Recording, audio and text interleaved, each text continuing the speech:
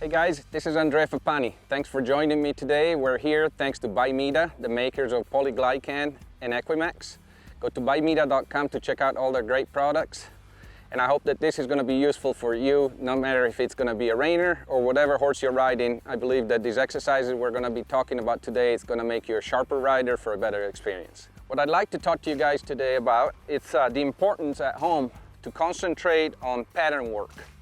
And pattern work, yeah, for me it's obviously a reining pattern, but it doesn't really matter what kind of pattern it is. You could be doing ranch riding or whatever discipline you're into. But I think at home, sometimes we get a little bit lazy to where we move away from what we really need to concentrate in the show pen. And I don't think we practice it enough to where we're gonna be sharp when we actually need it to be sharp when we go show. So I try to force myself at least once or twice a week to practice pieces of the pattern, or at least think like I'm gonna show, and find out what I really have underneath me. Is my horse really communicating with me and being on the same exact page, or where we need to be, what we need to be doing at that time? Or is there a little bit of a delay to where it's gonna cost me some points when I go show? I wouldn't think that it would be a good idea to do it every single day, but I do think that most people that don't do it enough. Myself, I know I catch myself not doing it enough. So in order to have my horse sharp, I need to be sharp myself and make sure that I put myself in that position at home to where it's not gonna be a big deal when I go show, because I've practiced it so many times. Lack of preparation, I think it's one of the most common mistakes I see when people go show. It's not so much that something's happening when you go show. It probably happened 100 times when you were at home, but you never really paid that much attention to it. Now that you're showing, it's becoming bigger, your tension is high, your horse is a little amped up, so now whatever started at home, it got worse in the show pen. But I think that you can prevent it from getting worse by practicing it a lot at home and being aware of what's going on. Myself, pattern placement, it's a huge thing, so I try to practice myself at home to always go to the center, to always turn and find a spot when I'm spinning my horses to stop and make sure I practice my shut-offs, to run down the pen like I'm gonna go stop and find out what my horse is doing, so that I know exactly what's gonna happen when I go show. One of the most important things is hit in the middle every time. We always have either 4 or 6 circles in a reining pattern. So you're going that many times to the center and you have that many chances of making a mistake and letting your judge know that you're probably not as focused as you should be. So make sure even at home you're aware of where you're gonna be all times. So talking about circles, obviously I've got this sign here in the center for a reason. That's the center of the arena. I wanna make sure that every time I go through this circle, I go through the middle. And this horse right now, when I just loped off, if you see his head, it's a lot higher than when he was walking. He's not really wanting to stay where I want him to be, so I'm gonna have to show him where that circle is. When his head is coming down, it's because he's a little bit more comfortable where he needs to be. Right now, he's elevating, thinking, okay, where do I lean next? Where should I be going? Should I look at that camera or should I look at the barn? Let's go towards the barn and see what happens. I'm gonna put pressure on him and redirect him. But myself, I'm always looking at that center because I want to know where I'm going. I'm not here just staring at my horse and see where his head is. I'm also aware of where I'm at in the arena. If I was showing, now I'm already in trouble. So I gotta tell him that that's not a good place to be. So right now I'm working on my horse, focusing on the circle, but I need to know at all times where I need to be in that circle. Because if I don't know myself, it's gonna be hard for that horse to figure out where to be. Now I feel that my horse is starting to lock into the circle. His head is not probably ideally where I would want him, but he's starting to lock into that circle. So now I'm just gonna be looking at that circle and see if my horse follows my eyes. By that I mean that I'm not using my hand a whole lot. All I'm doing is looking where I'm gonna be next. And if my horse goes there, great. If he doesn't, I'll direct him to that spot. Here he's leaning in. I need to move him back where I wanted him to be. I'm always looking ahead. I don't care what his head is doing. I want to make sure that he's following me. Because when I go show, most likely that horse is not going to be in an ideal position. I still need to get to the pattern and make sure that it's not difficult for me to get my horse to the pattern. Now I'll shift my eyes to a big circle, see if my horse goes over there, which he does. And the horse doesn't really know what you're looking at, but they feel your body. If you're looking somewhere, you're gonna give him body signals to go in that direction. So that's what I practice a lot at home, to leave my hand down. Even if his head is up, I leave my hand down and see if my horse follows my eyes. I'm looking where I'm going. Now my horse is going a different direction. Now my hand is going to remind him of where he needed to be. So my hand is not really a signal right now. My hand is just a correction. My eyes and my focus is the signal. And I'm doing it just at a slow speed now, because once again, if I don't have him doing it right, going slow, there's no point of trying going fast. So now let's say that I would like to set up for a lead change. I'm gonna do it and see what my horse does. I'm gonna look up, I'm gonna make a straight line through the middle, I'd probably outside leg, lope a straight line through the middle. That worked pretty well. Now I can move on to the next thing. I'll probably add a little bit of speed and see if I can still do that circle with my hand down at speed and see what my horse does.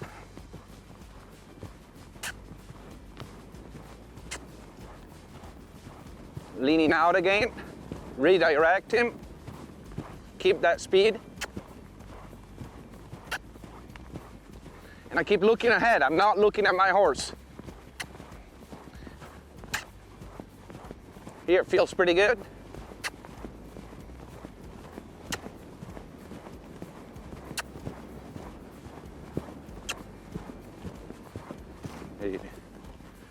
I asked him to slow down and go into a small slow, so my eyes are shifting to that small slow.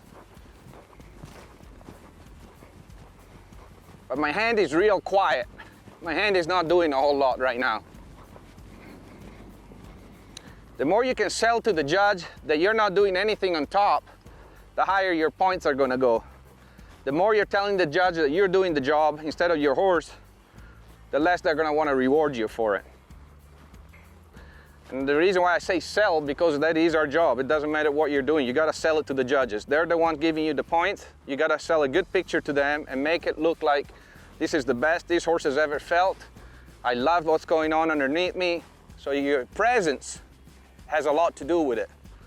Keeping your eyes up, being able to lope off in the center without looking at your horse and just concentrate where we're going to go next. Be able to leaving your hand down and not loping circles up here all the time to where you're telling your judge that you're holding the horse where you want. All those things are important, and they're even more important to practice them at home. You can't just train at home and then drop your hand and expect your horse to do it in the show pen. What you practice at home, it's what you're going to have in the show pen. The way I look at it, what I can do in the first 10 minutes of my ride, it's pretty similar to what I'm going to get in the show pen. What I've got after 45 minutes of training, it's not even close to what I'm going to have when I walk in the show pen. So I'm pretty realistic on what I've got so that I'm prepared when I go show. If within 5 minutes of loping I can get a pretty good solid plus F circle, I'll probably mark a plus F when I go show. But if it takes me 20 minutes of steering and then I can do a +1 circle, you're probably still going to get a 0 when you go show, because it took you way too long to get your horse focused on what you wanted to do. So being aware of what you've got in those first few minutes of the lesson. Now I'm not saying give a horse a week off and in 5 minutes you got to be able to go lope a pattern. But if you're consistently riding your horse every day, what you've got in those first 10 minutes, it's probably going to be pretty close to what you're going to have when you go show. And the circles are just an example, but there's a lot of things that you can practice at home in order, like I said, to be sharp in the show pen. I see so many people practicing their spins and doing 6, 7, 8, 9, 10, 15 turns. And then the horse turns good and then they stop and they pet their horse, but their first 4 turns, the first 4 revolutions were pretty average. Well, those first 4 revolutions is what you've got in the show pen. It's not the 10th one that matters, it's the 4th one, as much as the first one, second one, and third one. So concentrating on getting the most out of your 4 turns, it's what you need to be concentrating at home a lot, because that's what matters in the show pen. So once again here, this horse here, I haven't turned him, and he's not I would say he's a good turner, but it's not his strength. So I have to work on it all the time. When I first work a horse in the turnaround, I want to just start it like I would in the show pen. Start like I would in the show pen and see what I've got. There's no point of me warming him up, softening him up, jogging a few circles, lighten everything up, and then turn, because I won't be able to do that in the show pen. So for me, this horse hasn't turned in 3 or 4 days. I just loped a few circles. I'm gonna see what I've got.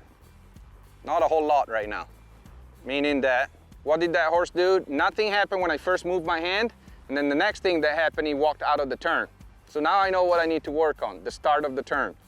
Move my hand, outside leg, now he locked into the turn. He needed a reminder there, well, but if I didn't do it, I wouldn't have known that he needed a reminder. So now in my back of my mind, my little notebook in here, I've got a note that before I go show, I gotta remind him to start on his own. And that I'm gonna keep in the back of my mind so that when I do go to a show, I'm probably gonna have to remind him at least once or twice before I walk in that show pen. It's not gonna be to where I lope circles and I go show. I might lope some circles, but I might have to turn a couple times before I go show. Same thing, we're gonna give him the signal. For me, the signal is opening up inside leg and putting the neck rein on. There I tapped him with the outside leg because I didn't think he was sharp enough on the start. Oh, and I don't turn very much. If I'm working on the start, I'm only working 1, 2 turns. The minute he turns where I want him to be, then I stop. Because I want him to concentrate on the start, not anything else. That's also real important. You guys need to work on one thing at a time. We're working on circles first. Now we're working on turns, but there's probably like 10, 15 things that I can work inside the turn. I don't want to work them at the same time. I want my horse to concentrate on what I'm working on, so I'm going to work one thing at a time until I accomplish it. Right now I'm working on that first step. If your first step is not well, it's not in a good position, you're probably not going to get a good turn after that. So I'm always working on that first step, making sure that open my leg, neck crane, that's what I wanted, to where there's no hesitation. And now if I want, I can ask for a little bit more speed and see if my horse holds that position. Oh. So for today, I'm working the start of the turns. Same thing to the right. Taking him a lot longer and see what he's doing here. He's sucking back. I got my outside leg on him and I keep telling him to turn with my outside leg. Oh, until he starts. Same thing, it's the start. Just because he does it good to the left, different side of the brain, you're gonna start all over. So check both sides. This is the opposite. To the left, he wanted to go forward. To the right, he's wanting to suck back.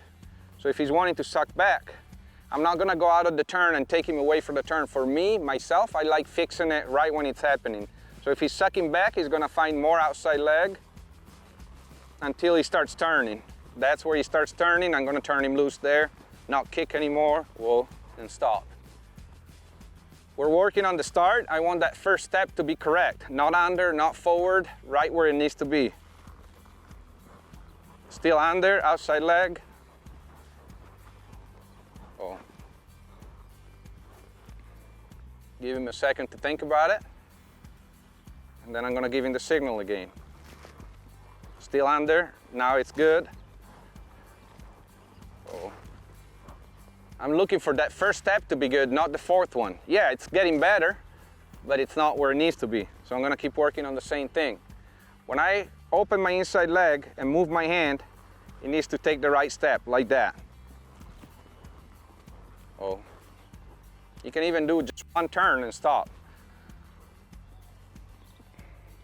So those are little things that I wanted to show you guys that I've got to practice myself. Doesn't matter how good the horse I have underneath me, I got to be sharp myself to practice it so I know when I'm gonna go show what's gonna happen. Right now in that little notebook in my head, I already wrote down again that to the right, when I go show, I need to use more outside leg because naturally he's gonna wanna suck back. Now